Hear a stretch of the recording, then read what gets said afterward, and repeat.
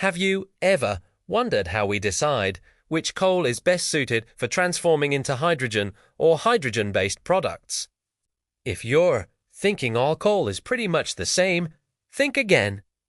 Two key properties stand out when studying coal for hydrogen production: its heating value and its proximate analysis. Today, we'll delve deep into each one, exploring why they matter so much and how, precisely, they're determined in lab settings. You don't want to miss this! Let's start with the proximate analysis. At its core, it breaks down coal into four main parts: moisture, volatile matter, fixed carbon, and ash. Each component tells us something important about the coal's quality and how well it might convert into hydrogen. But let's be real. Coal's not just sitting there waiting to be analyzed. We have to put some elbow grease into getting these measurements. Take moisture, for instance. It might seem straightforward to determine. After all, we're just talking about water content. Yet, pinning down moisture in coal turns out to be trickier than you might expect. It's a notorious pain point in coal analysis, especially because moisture can significantly impact the energy output per unit of coal used in gasification. To get to the bottom of it, we use a technique called drying. Coal samples are meticulously dried in an oven at 105 degrees Celsius until they reach a constant weight, meaning the weight stays the same from one measurement to the next. This process removes surface moisture and some volatile components, leaving us with a more concentrated sample ready for the next steps. However, drying doesn't eliminate all the moisture in coal. Some chemically bound moisture remains, which can only be removed by raising the temperature to around 1400 degrees Celsius. And even then, getting rid of this tightly bound water isn't a walk in the park. This highlights the challenge of measuring moisture content in coal and underscores the importance of understanding its impact on hydrogen production and overall efficiency. Next, we have volatile matter. Imagine placing coal in a crucible, heating it to 900 degrees Celsius, and collecting the gases that escape. What you've got left in the crucible is your coal sample minus the volatile matter. Now, here's the interesting part. Volatile matter isn't just one substance but a whole mix of gases and vapors. Picture light oils, hydrocarbon gases like methane, ethane and propane, hydrogen, carbon monoxide and carbon dioxide, along with water vapor and even tar. This mixture is crucial because it provides valuable insights into coal reactivity and its potential for hydrogen production. Different types of coal, such as lignite and subbituminous varieties, often contain varying amounts of volatile matter, and these differences can be significant. For example, lignite, one of the lowest rank coals, typically boasts a volatile matter content ranging from 30 to 40%, whereas bituminous and anthracite coals, which are higher rank, usually have volatile matter contents between 15 and 25%. The abundance of volatile matter in lower rank coals is closely tied to their lighter color and softer texture compared to higher rank coals. The presence of abundant oxygen-bearing functional groups like hydroxyls, O and carboxyls contributes to these characteristics. These oxygen-bearing groups, often found in aromatic ring structures, play a pivotal role in determining how easily a coal converts into hydrogen during processes like gasification or pyrolysis.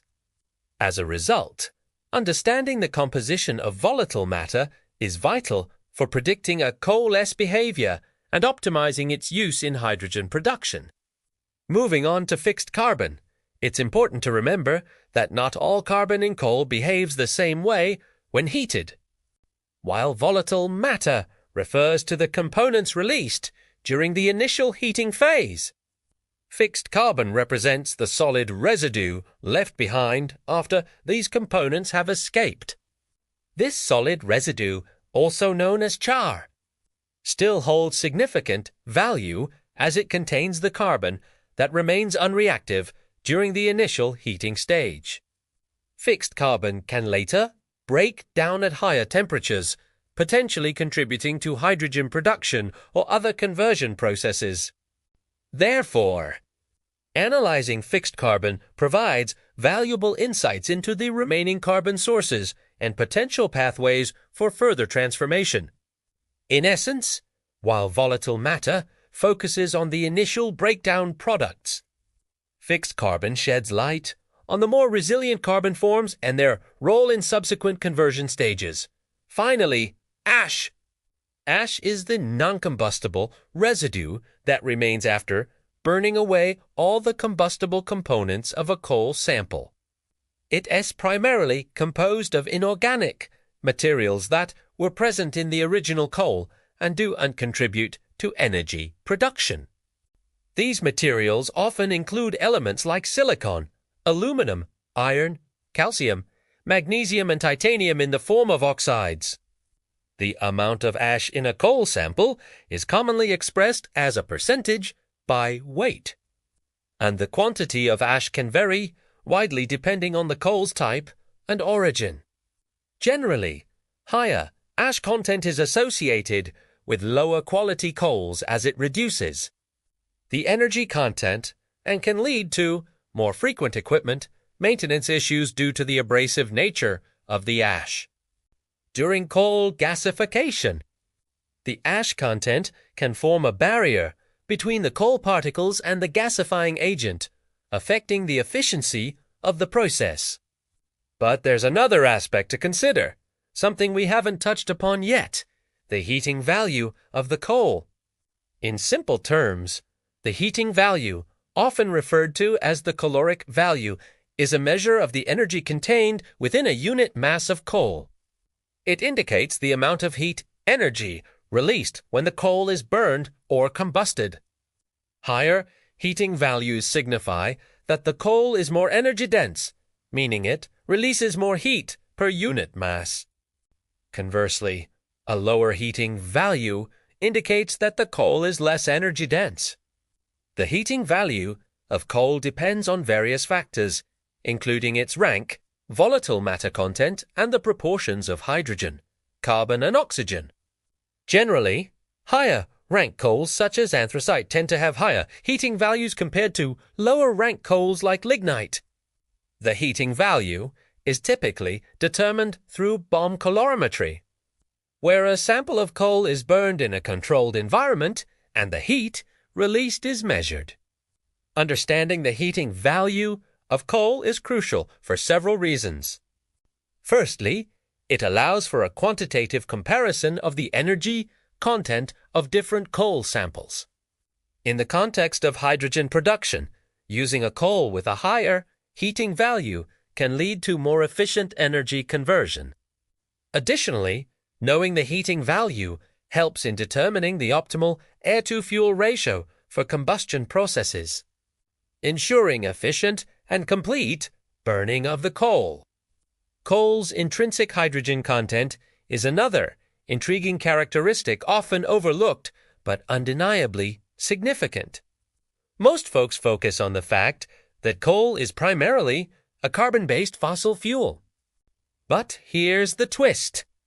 Coal naturally contains hydrogen, albeit in smaller quantities compared to fuels like natural gas. This hydrogen isn't just a byproduct of coal's formation over millions of years. It's an integral part of its chemical makeup. Now, you might be wondering why this matters, especially in the context of hydrogen production. Well, this inherent hydrogen content can play a pivotal role in how coal behaves, particularly during gasification or pyrolysis processes. When coal is subjected to high temperatures in the absence of oxygen, a process known as pyrolysis, it breaks down into a myriad of products, including hydrogen, carbon monoxide, methane, and a host of other organic compounds. This hydrogen isn't created out of thin air. It's already present in the coal's molecular structure.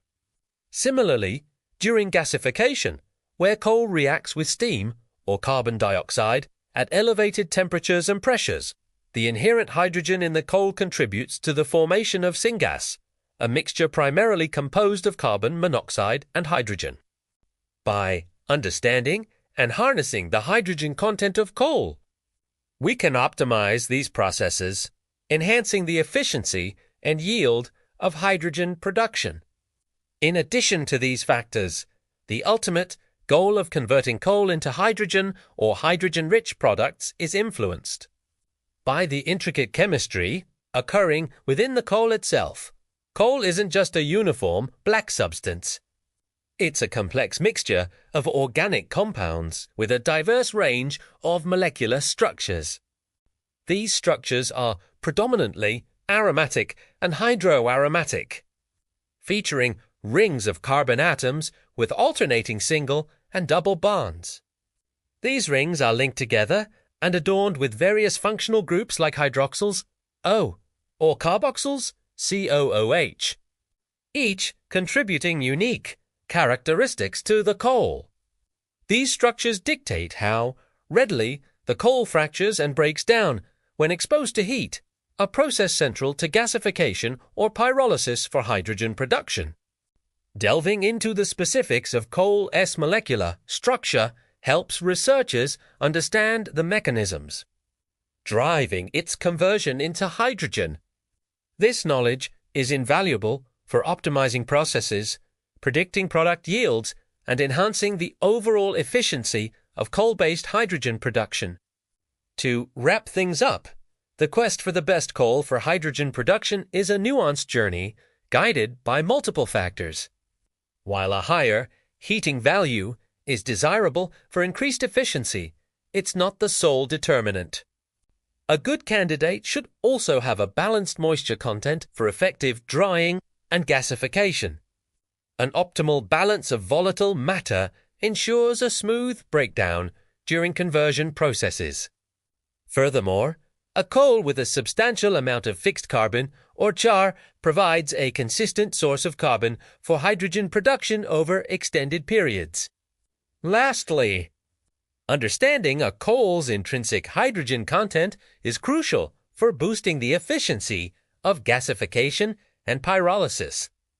These factors combined with an in-depth knowledge of coal's molecular structure provide a comprehensive guide to selecting the most suitable coal for efficient and effective hydrogen generation. So the next time you hear about turning coal into hydrogen, remember it's not a one-size-fits-all solution. Different coals have different properties, and each one plays a unique role in this intricate process. Stay curious, keep asking questions, and who knows, you might just uncover the next big breakthrough in coal-based hydrogen production. Thanks for joining me on this exploration of coal's fascinating world. If you enjoyed this journey through the intricacies of coal analysis and hydrogen production, I've got some more exciting content lined up that I know you'll love. Don't miss out. Click the subscribe button and never miss an update. Stay curious, keep exploring, and I'll see you in the next video. Until then, keep asking questions, and who knows, you might just spark the next big breakthrough in science and technology.